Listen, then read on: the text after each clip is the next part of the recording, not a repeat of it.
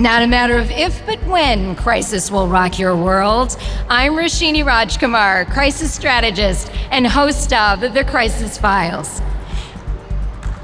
We are on location at Mall of America. You know it as one of the top tourist destinations in the United States. Right now, we are live in MOA's Huntington Rotunda. In each case file, we give you information you can use to empower yourself and live a better life. Rob Patterson is Regional Vice President at Comcast Business with expertise in network infrastructure, cybersecurity, and cloud solutions, which means he's a smarty smart. Your screens will tell you these are hot times when it comes to how we consume information and protect our data. Rob is here for the case file I call Digital Defense. Dun, dun, dun, dun. I feel like we need a drum roll. All right, Rob, you know, there's so much going on. Digital defense, cybersecurity, AI. You work with small, medium, and enterprise level business. So basically, you're working with everyone.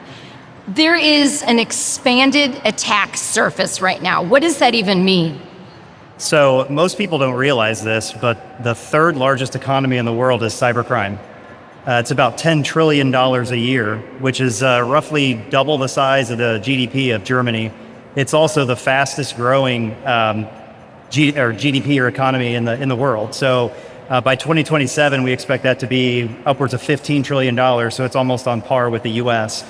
So it's becoming more and more pervasive out there, and it's affecting more and more businesses. On average, the typical organization is going to have about 2,000 threats every single week, and it's only growing and growing with the use of AI. All right, so you're scaring all of our listeners, viewers, and our live audience today. But it's important that you are honest with us, right? And I know that you want to be there for your customers, but you're also here to educate the Crisis Files listeners and viewers. What is like the frequency and complexity of these attacks? So give us a visual on what are these attacks. I mean, I've got my phone here to keep track of our time today. We've got lots of devices. Some have up to 300 devices in one home. I've learned from the Comcast people. What does this even mean? So attacks are constant.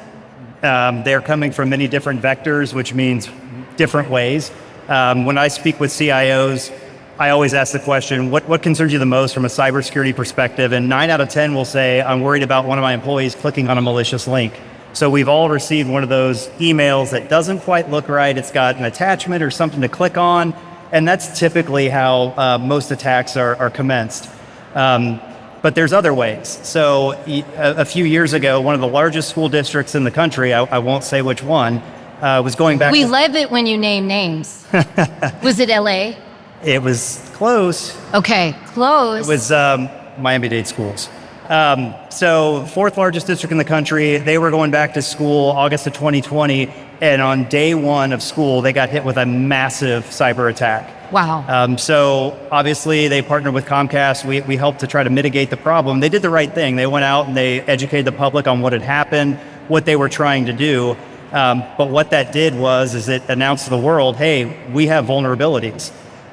So the FBI got involved, and believe it or not, a 15-year-old kid bought a $35 program online and launched a massive DDoS attack that shut down their entire network.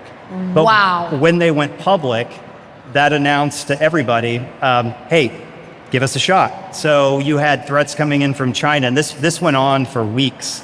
So they can come from anywhere. With AI now, it doesn't require someone to sit in front of their computer and build a program or software that's going to constantly launch attacks. They can have a bot just sit there 24/7, just fishing for a victim. And all it takes is one malicious link. Yeah, that's all it takes. Let's talk about AI, artificial intelligence. It has been such a hot topic, will continue to be. And you've taught me that there are threats, but it's also used to strengthen security. And what do you want consumers to know about that? Because I don't even understand what that means, Rob. Yeah, so a lot of organizations, they've got cybersecurity teams, or they have IT teams that also dabble in cybersecurity. It may not be their full-time job. So what Comcast does with our managed services is we actually deploy artificial intelligence across our managed services platform, and it never takes a vacation, it never takes a bathroom break, it doesn't lack expertise. It's always going, and it actually learns behavior. So when you first deploy it across a network, it's actually using machine learning to figure out what's normal behavior across that network. And when it detects something that's not normal, say Roshini came into the office at 4:15 a.m., Roshini never comes to the office before 10 a.m., it will flag and say, hey, here's an issue, cybersecurity team, take a look at it, or if you want, I can automatically mitigate it. So it's always on, it's like the all-seeing eye, and it doesn't make errors or mistakes. Now, it's not perfect, so you can't just set it and forget it and go focus on something else. That human decision making is always going to be crucial to proper cybersecurity defense.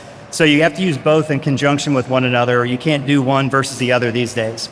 Well, I love the real world example. I also wish I could sleep in and only get to the office at 10, but that is not the case. All right, let's talk about the globe. So here we are in Mall of America, their rotunda. We're thinking about maybe our community, but when we talk about the entire globe and security around the globe, and you're in there, Comcast is right in there, what are the threats? How do we tell us what they are so we can be watching for them? Sure. So I'm sure everyone's probably received a text recently. I actually just got one today from a number that I don't know, and it says, hey, are you available to play golf this afternoon? Well, first red flag is I don't play golf. That's good. And so that's a red flag for you, but not a lot of people. Exactly. So a lot of people will actually say, I think you may have the wrong person. And these folks are so good that they actually build relationships with their targets. And this goes over weeks, maybe even months. They're waiting for just the right time where they feel like they've conditioned that individual to give them the information that they need. So people who are not cyber savvy, they're not tech savvy, especially older populations, are really susceptible to these types of attacks. And they can come from anywhere. It could come from the Caribbean. Over in places in Eastern Europe, they actually have warehouses full of people that are chained to a desk with a computer. And this is what they do all day, is just fish for opportunities, look for weaknesses and vulnerabilities within not only the consumer, with consumers and individuals, but also in the commercial space. So that example is really good because I think I got something like that today myself. I try to just delete. Is that the best thing? Don't even engage? Yep, don't even engage. If you've got an iPhone, there's a little button there that says report spam. Do that. That way it blocks it from coming back ever again, because they're going to try with a different number, a different tactic. All right, I want to wind down with how do we arm ourselves? Give us a nice maybe 3-point hit list, checklist. We've got some great young people in the audience. They're on cell phones. Pretty much everyone in Mall of America and the world has a cell phone. How do we arm ourselves, Rob?